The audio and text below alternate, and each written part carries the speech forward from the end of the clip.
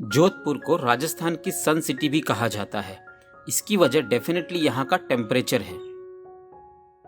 गर्मियों के समय यहाँ का तापमान 40 डिग्री के आसपास रहता है। बहुत ज़्यादा बारिश नहीं होती है, जिससे यहाँ का अधिकांश हिस्सा बंजर है। इसी बंजर ज़मीन के सांगासनी गांव में कुछ लोग हालात बदलने की कोशिश कर रहे हैं। जंगल लगाने वाली एक कंपनी है अ फॉरेस्ट। इस कंपनी ने गौरव गुर्जर और उनकी पत्नी वर्षा गुर्जर को साल 2018 में यहाँ जंगल को फिर से आबाद करने के लिए भेजा।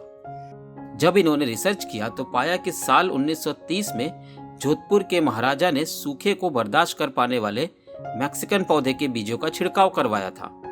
इन पौधों ने यहाँ की जमीन को तो हरा भरा कर दिया, लेकिन यहाँ की कई देसी प्रजातियां खत्म हो गई। गौरव और वर्षा गुर्जर ने सबसे पहला काम यही किया, इन विदेशी पौधों को हटाना शुरू किया। जैसे जैसे यह इन्वेसिव स्पीशीज खत्म होती गई, यहाँ के देसी पौधों की संख्या बढ़ती गई। इसमें से एक घास थी दारबा या कुस। इस घास का इस्तेमाल बया पक्षी अपना घोंसला बनाने में करती है।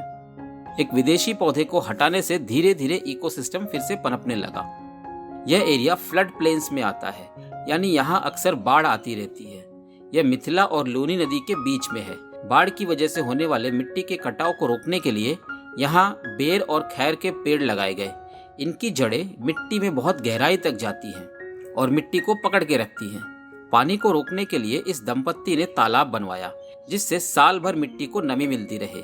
4 साल में करीब 40 तरह के देसी पौधों को अपनी जगह फिर से मिल गई।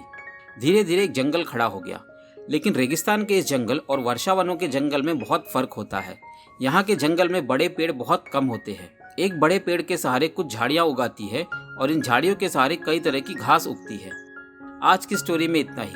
दोस्तों, ऐसे ही इको फ्रेंडली एफर्ट्स के बारे में जानने के लिए चैनल को सब्सक्राइब करें।